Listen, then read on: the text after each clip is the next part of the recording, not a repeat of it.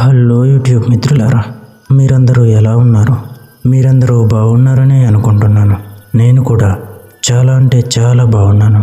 మీరందరూ మన వీడియోస్ చూస్తున్నందుకు నాకు చాలా సంతోషంగా ఉంది. కానీ బాధాకరమైన విషయం ఏమిటి అంటే మీరందరూ వీడియోస్ చూస్తున్నారు కానీ ఎవ్వరూ కూడా వీడియోకి లైక్ చేయట్లేదు. అలాగే ఎవ్వరూ కూడా పూర్తి వీడియోని చూడట్లేదు. దయచేసి పూర్తి వీడియోని చూసి ఈ వీడియోకి ఒక లైక్ చేయండి. ఇలా చేస్తే నేను ఇలాంటి మరెన్నో వీడియోస్ చేయడానికి మీరు తోడ్పడిన వారు అవుతారు. కనుక నేను చెప్పిన ఈ 2 పనుల్ని తప్పకుండా చేయండి. ఇక ఏమాత్రం ఆలస్యం లేకుండా వెళ్ళిపోదాం మనం ఇవాల్టి దెయ్యాల కొంపలోనికి. గ్రామం చివర ఉన్న నెంబర్ 23 ఇంటి పేరు మరణాల ఇల్లు. పాత రోజుల్లో అక్కడ 5 వ్యక్తులు ఒక రాత్రిలో కనుమరుగయ్యారు. ఉదయం గోడలన్నీ ఎర్రగా తడిసి ఉన్నాయి. నేలపై ఎవరో వేళ్లతో రాసిన మాట, దీపం ఆరిపోనివ్వకు అని. కిటికీ ముందు ఒక పాత పిత్తల దీపం మంటతో వెలుగుతోంది. ఎవ్వరూ దగ్గరికి వెళ్ళినా ఆ మంట తెల్లగా మారి ముఖంపై పొగలా పడుతుంది. ఏడాది తర్వాత రాజశేఖర్ తన కుటుంబంతో ఆ ఇంట్లోకి వచ్చాడు. అతనికి భూతాలంటే నమ్మకం లేదు. మొదటి రాత్రి చిన్న కూతురు నిహారిక గదిలో ఆ దీపం కనిపించింది. ఆమె చేతిలో కొవ్వొత్తి ఉండగా మంట ఒక్కసారిగా ఆరిపోయింది. కానీ పిత్తల దీపం ఒక్కసారిగా వెలిగింది. అప్పుడు ఒక స్త్రీ గొంతు వినిపించింది, దీపం నా ఊపిరి అని. మధ్యరాత్రి రాజశేఖర్ బయట నీరు తాగడానికి వెళ్ళాడు. చల్లని గాలి వీచింది. కానీ గదిలో ఆవిరిలాగా తెల్లని పొగ కదులుతోంది. హాల్ అద్దంలో తన ప్రతిబింబం వెనుక ఎవరో నిలబడి ఉన్నట్లు కనిపించింది. అతను వెనక్కి తిరిగేసరికి ఆ నీడ తన వైపు దూసుకొచ్చింది. ఒక్క క్షణంలోనే అతని గొంతు నలిగిపోయింది. నేల మీద పడగానే కళ్ళు విప్పారిపోయి ముఖం నల్లగా మారిపోయింది. ఉదయం సరోజ మేల్కొని తన భర్తను చూసింది. అతను కూర్చున్నాడు కానీ కళ్ళు తెల్లగా ఉన్నాయి. నోటి చివరి నుంచి నల్లని ద్రవం కారుతోంది. ఆమె భయంతో దగ్గరికి వెళ్ళగా అతను చిరునవ్వు చిందించాడు. ఆ చిరునవ్వు వెనుక ఎవరో మరొకరు ఉన్నట్టు అనిపించింది. అకస్మాత్తుగా అతని చేతులు వంకరై తల వెనక్కి వంగి నేలపై పడిపోయాడు. సరోజ పోలీసులకు కాల్ చేయడానికి వెళ్ళింది. కానీ ఫోన్ లైన్ పనిచేయలేదు. కిటికీ వైపు తిరిగేసరికి అద్దంలో తన వెనుక నల్ల జుట్టు లాంటి ఒక స్త్రీ కదలిక కనిపించింది. ఆమె కేక వేసి తిరిగేసరికి గదిలో ఎవ్వరూ లేరు.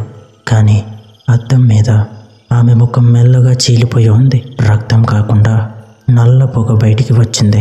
ఆ రాత్రి నిహారిక గదిలో దీపం మళ్ళీ వెలిగింది. ఆమె కళ్ళ ముందే మంట పెద్దదై ఎరుపు రంగులోకి మారింది.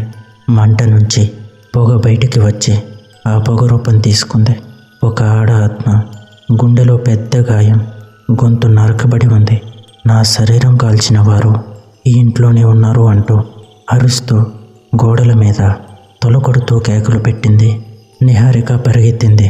కానీ తండ్రి ఎదురుగా నిలబడి ఉన్నాడు.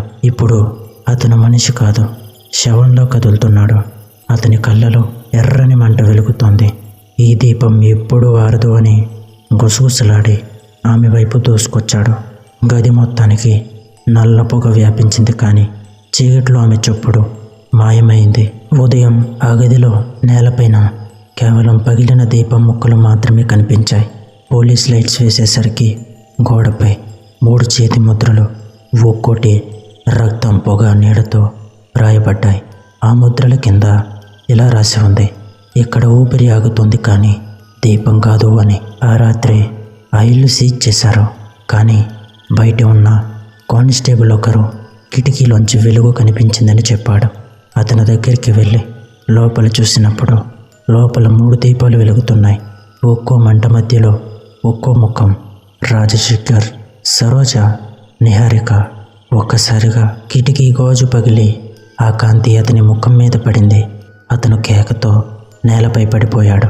మరుసటి రోజు ఉదయం ఆ కానిస్టేబుల్ శరీరం కిటికీ పక్కన కూర్చొని ఉంది. కానీ ముఖం పూర్తిగా తెల్లగా మారిపోయింది. కళ్ళు తెరిచి ఉన్నాయి. కానీ కళ్ళ గుళ్ళల్లో దీపాల మంటలు వెలుగుతున్నాయి. గ్రామ పెద్దలు ఆ ఇంటిని మూసేయాలని నిర్ణయించారు. కానీ రాత్రి ఆ ఇంటి పైకప్పు మీద మంటలు చుట్టుకున్నాయి. ఎరుపు రంగులో కదులుతున్న జ్వాలలు మధ్యలో స్త్రీ ఆత్మ మళ్ళీ ప్రత్యక్షమైంది. ఇది నా దీపం, నా ఊపిరి, ఎవ్వరూ ఆర్పలేరు అని గర్జిస్తూ మంటలతో కలిసి ఆకాశంలోకి ఎగిరిపోయింది. తరువాతి వారంలో ఆ ఇంటి చుట్టుపక్కల ఉన్నవారు ఒక్కొక్కరుగా అనారోగ్యానికి గురయ్యారు. వారి ఇళ్లలో కూడా రాత్రిళ్ళు చిన్న దీపాలు స్వయంగా వెలిగేవి. ఎవ్వరు ఆర్పినా ఉదయం వాళ్ళు ఊపిరి తీసుకోలేక మృతి చెందేవారు. గ్రామమంతా దీపాల వెలుగుతో భయంకరంగా మారిపోయింది. చివరికి పూజారిని పిలిపించారు. అతను ఆ ఇంట్లోకి ప్రవేశించాడు. దీపం ముందు మంత్రం జపిస్తూ పువ్వులు వేశాడు. కానీ ఒక్కసారిగా గాలి తాకి దీపం మారిపోయింది. పూజారి వెనక్కి చూసినప్పుడు ఆత్మ అతని వెనుక నిలబడి ఉంది. చల్లని గాలి తాకి అతని దీపం మళ్ళీ వెలిగింది. కానీ ఈసారి మంట అతని దేహం మీదే. ఇప్పుడు ఆ ఇల్లు తలుపులు మూసేసి ఉన్నాయి. కానీ రాత్రిలో కిటికీలోంచి వెలుగు వస్తూనే ఉంటుంది. ఆ వెలుగులో స్త్రీ ముఖం ప్రతిబింబంలా కనిపిస్తుంది. కొన్నిసార్లు ఆమె చేతి వేళ్లతో గాజు మీద రాస్తుంది, దీపం ఇంకా వెలుగుతూనే ఉందని.